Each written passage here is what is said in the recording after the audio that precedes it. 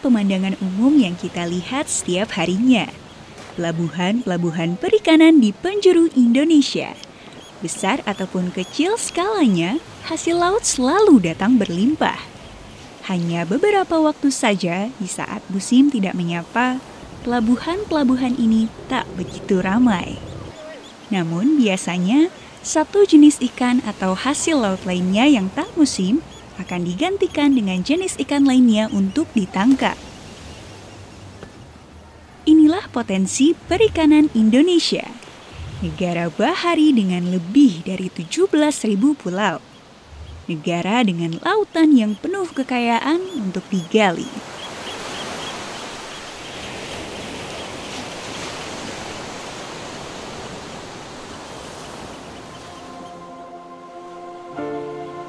Negara kepulauan terbesar di dunia, dengan luas perairan sekitar 74% dari total wilayahnya.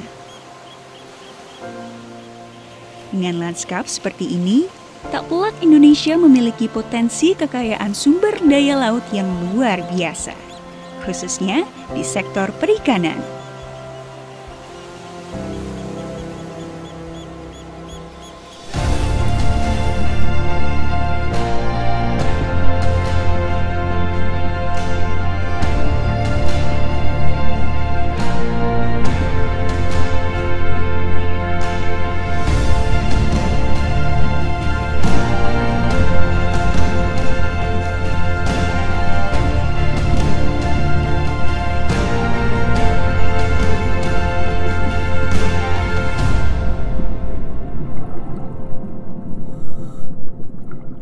Di dalam Laut Indonesia, seluas sekitar 5,8 juta kilometer persegi, 54% kebutuhan protein nasional dipenuhi dari ikan dan produk laut lainnya. Sekitar 10% produk perikanan dunia berasal dari Indonesia.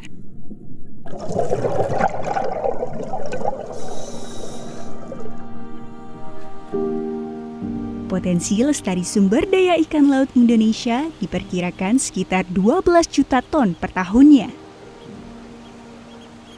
Potensi ini tersebar di perairan wilayah Indonesia dan perairan zona ekonomi eksklusif.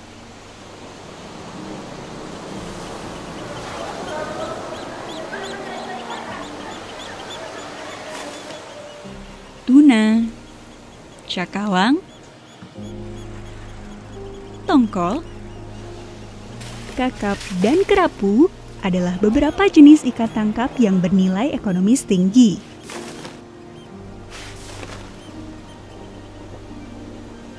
Selain itu ada udang, lobster, kepiting, cumi, dan rumput laut adalah hasil laut lainnya yang juga memiliki nilai ekonomis tinggi. Produksi ikan tangkap Indonesia saat ini tercatat menduduki peringkat ketiga di dunia setelah Cina dan Peru. Dan untuk perikanan budidaya, Indonesia menempati urutan ketiga setelah Cina dan India. Sementara untuk perikanan budidaya laut, potensi areal budidaya tercatat lebih dari 12 juta hektar. Namun sayangnya, potensi ini baru dimanfaatkan kurang dari 3% dari total potensi areal budidaya. Dengan sumber daya yang sangat besar ini, tantangan pengelolaannya juga sangat besar dan kompleks. Masalah illegal fishing menjadi momok nomor 1 dalam perikanan Indonesia. Pencurian ikan, penangkapan dengan bahan yang merusak lingkungan, dan alat tangkap yang tidak sesuai aturan merupakan bentuk illegal fishing. Praktik penangkapan ikan dengan cara ilegal, tak dilaporkan dan tidak diatur, membuat puluhan juta ton sumber daya perikanan hilang. Berapa banyak kerugian kita akibat illegal fishing ini?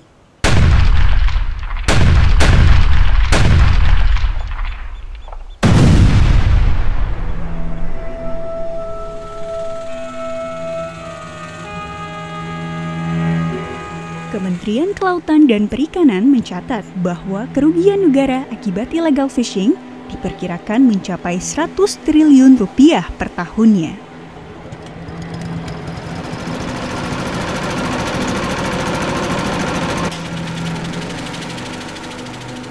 Selain itu, praktek-praktek perikanan yang merusak seperti penggunaan bom, sianida, kompresor masih marak dilakukan meskipun sudah dilarang oleh undang-undang.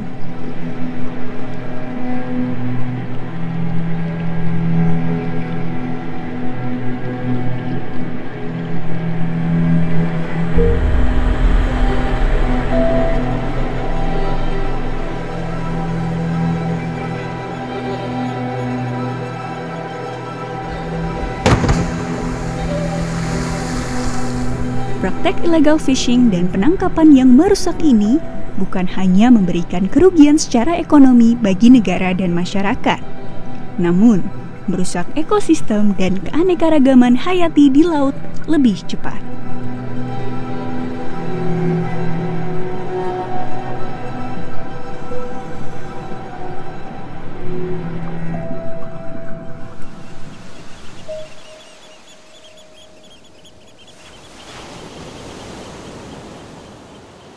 Tantangan lain adalah belum optimalnya produksi perikanan budidaya nasional. Pulau-pulau kecil sebagai kekuatan ekonomi belum terkelola. Demikian pula dengan industri pengolahan perikanan yang belum optimal, serta tata kelola pengelolaan perikanan yang perlu disinergikan antar para pihak.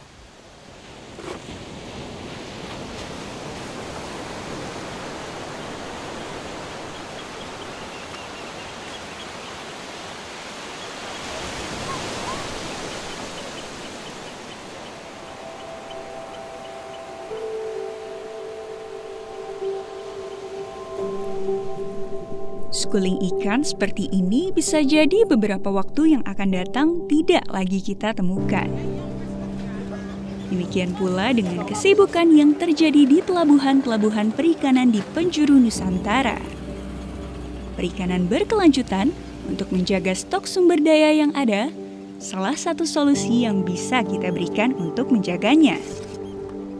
Memanfaatkan hasil laut bukan hanya untuk kepentingan ekonomi, memperhatikan kelestarian lingkungan hidup, sosial, dan ekonomi.